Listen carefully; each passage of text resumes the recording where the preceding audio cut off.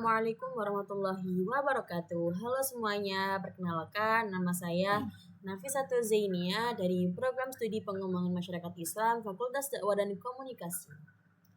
Di sini saya akan membuat tutorial cara penggunaan aplikasi SPSS dan bagaimana cara menginput datanya. Jadi pertama-tama pastikan kalian sudah mendownload aplikasi SPSS terlebih dahulu. Ini langsung kita buka tabel SPSS-nya. Kemudian di sini ada data view dan data variable view. Nah, yang kita gunakan sekarang adalah variable view. Ini langsung kita tulis X1, jangan lupa di caps lock, X1.1,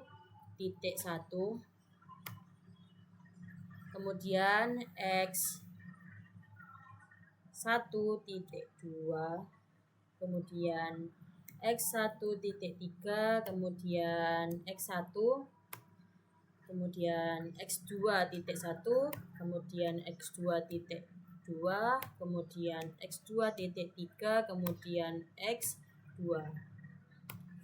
Dilanjut sekarang X3.1, X3.2, kemudian X3.3, kemudian X3. Selanjutnya Y1, Y2, Y3, dan Y. Nah, kemudian teman-teman kita langsung ke values. Values ini sampingnya values, sampingnya non ini ada titik ini, kita pencet ini 1, kemudian labelnya kita tulis sangat tidak setuju, kemudian add.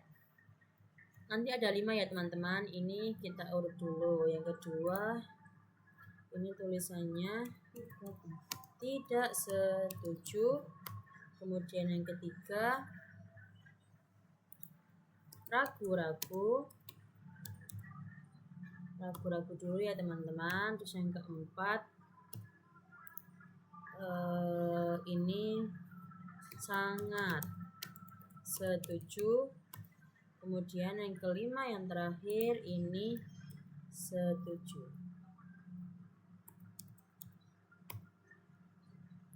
Jangan lupa dipencet OK. Kemudian ini tinggal kita copy ya teman-teman, terus ini kita paste. Nah, yang kita isi cuma yang ada X1.1 lah, kecuali yang X1, X2 sama X3 sama Y teman-teman ya. Jadi ini kita copy, ini 33, ini juga, ini juga. Oke. Nah, kemudian kita akan lanjut ke measure. Ini untuk yang X1, X2, dan X3 dan Y, ini kita akan pilih yang scale. Kemudian sisanya kita akan pilih ordinal. Ini ordinal dulu. Ini X1 kita pencet scale, ini ordinal, ordinal, ordinal, scale, ordinal, ordinal, ordinal, scale, kemudian ini juga ordinal, ordinal, ordinal, dan yang terakhir Y, ini Y aja kita pencet scale. Kemudian kita lanjut ke data view. Tapi sebelum itu kita akan beralih ke data mentah terlebih dahulu. Nah, ini kita copy ya teman-teman sampai bawah,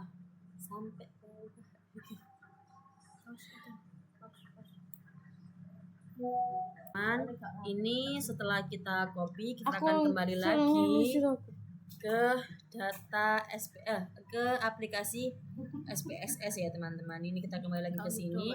Kemudian nanti yang kita copy tadi kita akan paste di sini, dan kemudian akan jadi data seperti ini teman-teman, 91. Kemudian kita kembali lagi ke variabel view. Lalu kita ganti desimalnya ini menjadi 0 teman-teman, seperti ini sampai bawah. Maaf ya teman-teman, ini kita ganti maaf salah berarti sih. Terus ini kita ganti ini juga kita ganti 0 0 0 0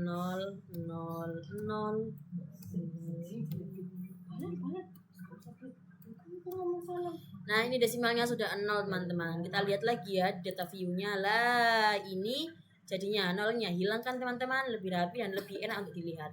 Kemudian oke, kita kembali lagi ke soal.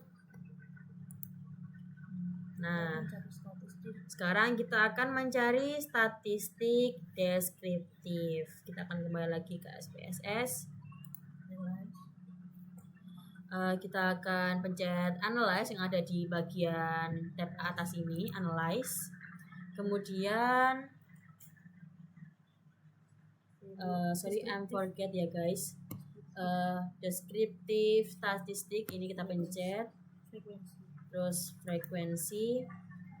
Nah, ini kita masukkan semua, Ctrl A saja. Terus tinggal gini. Kita kembalikan yang penggaris guys, yang scale. Yang scale tadi X1, X2, X3 dan Y. Kita kembalikan, kemudian oke. Nah, ini adalah hasil dari deskriptif frekuensi. Seperti ini hasilnya ya. Terus kembali lagi. Lanjut teman-teman ya. Sekarang kita langsung ke uji validitas. Soal yang kedua menggunakan korelasi Pearson produk momen. Ini kenapa kok susah? Kita akan kembali ke statis. Selanjutnya kita akan lanjut pencet analyze, kemudian correlate, terus kita pencet abbreviate. Nah, ini kita kelompok-kelompokkan teman-teman. Jadi bagian X1 sendiri, X2 sendiri, dan X3 sendiri. Dan kecuali yang ada penggarisnya ya, yang scale ini kita masukkan. Kemudian oke. Nah, ini adalah yang hasil dari X1. Terus kita pencet lagi analyze, kita pencet correct, abbreviate lagi. Nah, ini kita kembalikan teman-teman. Maaf. Ini kita kembalikan dulu.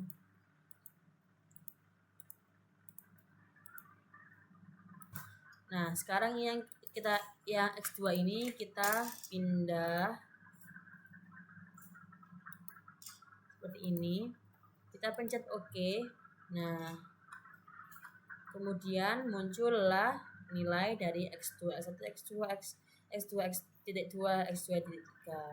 Kemudian lagi kita pencet analyze, correlate, abbreviate. Kemudian yang ini kita kembalikan. Lanjut kita kelompok yang X3. Oke. Nah, ini hasilnya. Kemudian kita ulangi lagi.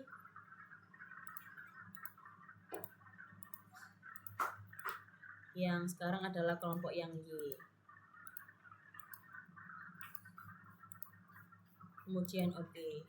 Dan ini adalah hasil dari yang correlation Y1, Y2, dan Y3.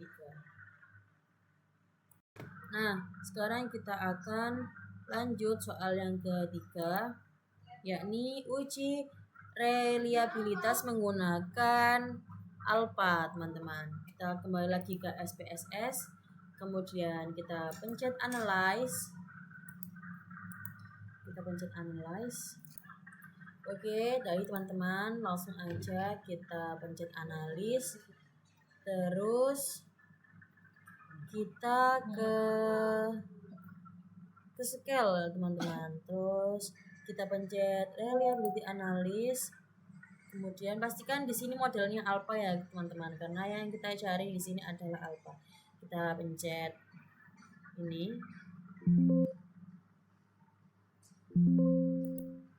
Kita pindah sampai X1 yang scale ini.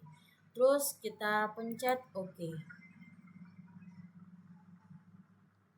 Nah, ini adalah hasil dari reliability statistik yang X1 teman-teman. Terus kita ulang lagi ya, dari yang tadi ini scale, terus yang ini kita kembalikan.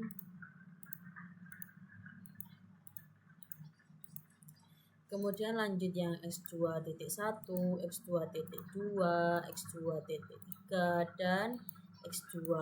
Pastikan di sini alpha, langsung kita pencet OK. Keluar hasilnya seperti ini. Kemudian kita lanjut seperti itu lagi, scale, reliability analysis. Kita kembalikan.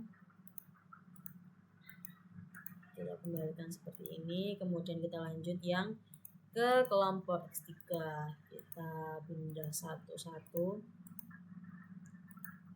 pastikan urut juga ya, X3 nya jangan lupa, yang scale-nya juga ikut.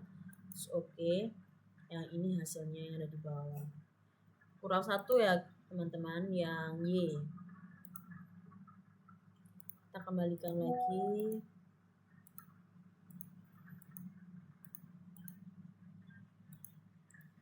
Kemudian yang Y1, Y2, Y3 dan scale Y. Kita Oke, ini adalah ketemu hasil dari variabel reliability statistik teman-teman. Nah, sekarang kita akan lanjut ke soal yang keempat, yakni uji asumsi klasik atau normalitas probability plot dan normalitas Kolmogorov-Smirnov. Nah, sekarang kita akan kembali lagi ke SPSS. Kita pencet analyze, kemudian regression, kemudian kita pencet linear. Nah, ini ada dependent sama independent. Dependent ini kita akan isi Y, scale yang Y, kita pindah ke dependent. Kemudian independent kita isi X1, X2, dan X3. Kemudian karena tadi probability plot, maka di sini kita akan pencet plot. Nah, kita pilih yang ini. Dependent. Kemudian continue. Normal probability plot. Kemudian continue. Jangan lupa pencet OK. Kita scroll ke bawah. Nah, ini adalah hasil dari hasil dari tadi guys, dari probability plot tadi. Nah, kemudian teman-teman, karena kita tadi sudah mencari yang probability plot, sekarang kita akan cari yang Kolmogorov-Smirnov. Kita akan kembali lagi ke data SPSS, kita pencet analyze, regression, kemudian kita pencet linear. Nah, ini tetap sama ya teman-teman, dependent Y, kemudian yang ini, yang blok 1 of 1 ini kita kasih scale 1, scale X2, scale X3. Kemudian kita pencet save. Nah, di sini kita pencet unstandardized. Nah, kemudian kita pencet continue and OK. Nah, muncul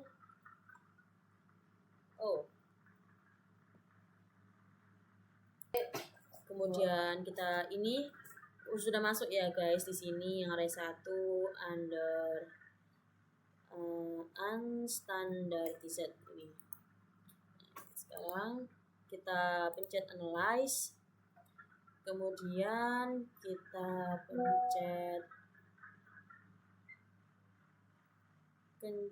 pencet scale ya. Oh bukan, kita pencet ini, oh salah, non parametric text, kemudian terus kemudian kita pilih yang sampel KS ini teman-teman, kita pencet, kemudian kita tarik ke bawah. Nah ini sudah ada unstandardized, ini kita pencet, kita pindah ke test variable list, kemudian kita pencet oke. Ininya normal ya teman-teman, terus kita pencet oke. Nah hasilnya akan muncul. Ini adalah hasil dari Kolmogorov-Smirnov. Jadi hasilnya ada di sini adalah 0,000.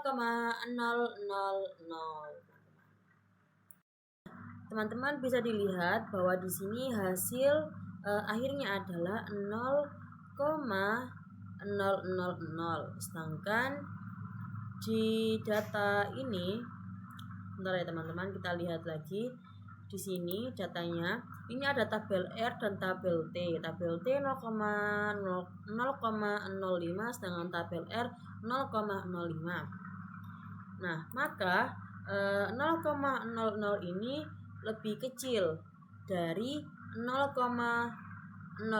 Maka data ini dianggap tidak benar teman-teman. Kok bisa tidak benar lah? Nah, dengan bukti apa teman-teman? Lah, ini di sini kita lihat data yang ada di kotak ini, yang probability plot. Nah, ini dilihat dari lingkaran-lingkaran kecilnya, ini tidak lurus sesuai garis teman. Maka nilai ini dianggap tidak normal. Nah, kalau normal itu pastinya dia akan lurus teman-teman. Jadi seperti itu. Ini adalah bukti yang pertama seperti itu. Nah, baik teman-teman, kita akan lanjut ke soal yang terakhir. Ini kita lihat dulu soal yang terakhirnya. Ini adalah uji hipotesis, yakni menganalisis regressi linear berganda, uji simultan F, uji koefisien determinasi, dan uji partial T. Kita lihat dulu analisis regresi linear berganda. Kita langsung ke output ya teman-teman. Nah, ini adalah, kita scroll ke atas, ini ada confident. Nah, ini adalah yang dimaksud dengan linear berganda teman-teman. Ini adalah yang dimaksud dengan linear berganda. Kemudian kita lihat lagi, ini ada uji simultan F. Yang mana uji simultan F itu kita naik lagi atas lah, ini ada ANOVA.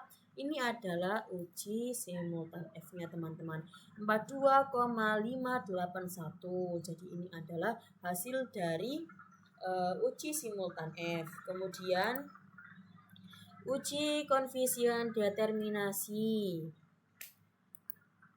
Nah, kemudian itu tadi adalah, ini adalah kita pakai yang model sumber ya teman-teman ya. Yang apa tadi itu? Yang uji koefisien determinasi itu, ini kita lihat dari model sumber ini. Ini adalah hasilnya di sini teman-teman. Kemudian apalagi tadi yang terakhir ada uji partial T. Uji partial T, kita langsung ke output. Kita scroll lagi ke bawah, kita ketemu lagi dengan confident. Ini kalau ini tadi yang awal teman-teman ya. Partial T itu ini kita lihat yang ini teman-teman. Jadi ini adalah uji partial T-nya adalah 1,644. Jadi seperti itu, ada tutorial dari penggunaan aplikasi SPSS dan bagaimana cara menginput data dari aplikasi SPSS teman-teman. Jadi mungkin itu saja yang dapat saya sampaikan, kurang lebihnya mohon maaf. Saya memohon maaf apabila ada tutur kata yang kurang berkenan ataupun dari penjelasan saya yang kurang memahamkan. Saya memohon maaf yang sebesar-besarnya.